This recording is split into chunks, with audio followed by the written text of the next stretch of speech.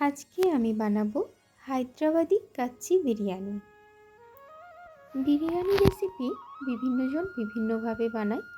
আমার রেসিপিটি একটু অন্যরকম, আপনারা অবশ্যই ট্রাই করে দেখবেন। আমি এখানে নিয়েছি গরম মশলা, তার মধ্যে নিয়েছি আমি দারচিনি, এলাচ, লবঙ্গ, বড় এলাচ, স্টার অ্যানাইস। এখানে আমি নিয়েছি চিকেন। আমি এখানে স্কিন দেওয়া চিকেন নিয়েছি এবং এর মধ্যে দিয়ে দিলাম লেবুর রস, আদা রসুনের পেস্ট, টক দই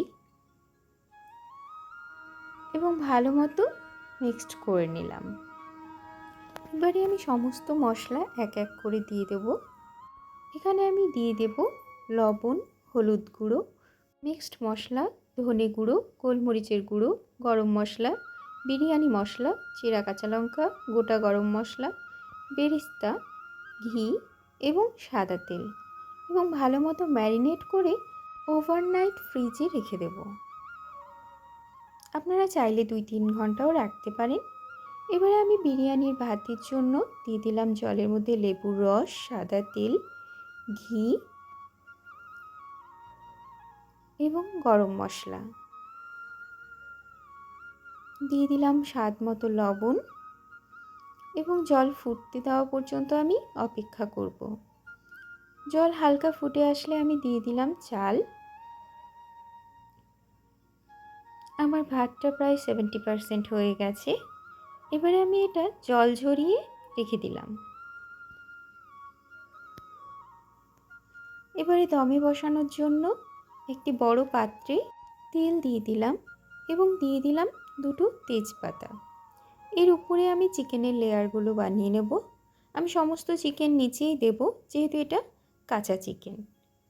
এর মধ্যে দিয়ে দিলাম আমি জায়ফল, জয়িত্রী এবং একটা ভাতের লেয়ার বানিয়ে নিলাম। এর মধ্যে আরও একটু পরিমাণ জায়ফল দিয়ে দিলাম। এরপরে দিয়ে দিলাম জয়িত্রী, বিরিয়ানি মশলা,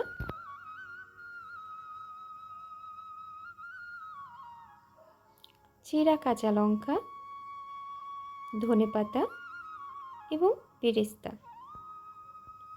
এবারে এর উপর আরেকটা ভাতের লেয়ার বানিয়ে নিলাম। এর মধ্যে আবার আমি জয়িত্রী, জায়ফল, চিরা কাঁচা লঙ্কা, ধনেপাতা, বিরিয়ানি মশলা এবং পেঁয়াজ বেরেস্তা দিয়ে দিলাম।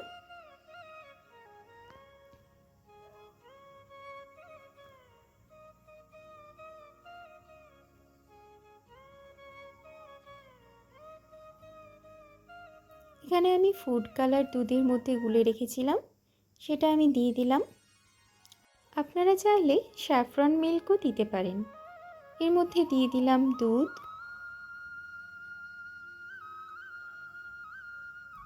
কেওড়া জল,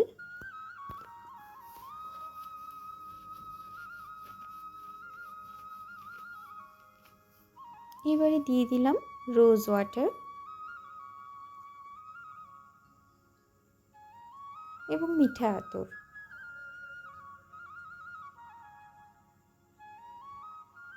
এবারে দিয়ে দিলাম সাদা তেল। তেলের পরিমাণটা আমি একটু বেশি দেব, যেহেতু এটা কাঁচা চিকেন।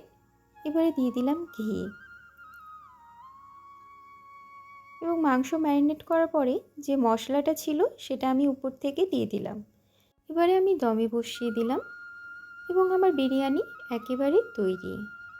আমার আজকের এই প্রসেসটা অবশ্যই ট্রাই করে দেখবেন। আমার আজকের রেসিপিটি ভালো লেগে থাকলে লাইক, কমেন্ট, শেয়ার এবং সাবস্ক্রাইব করে দেবেন।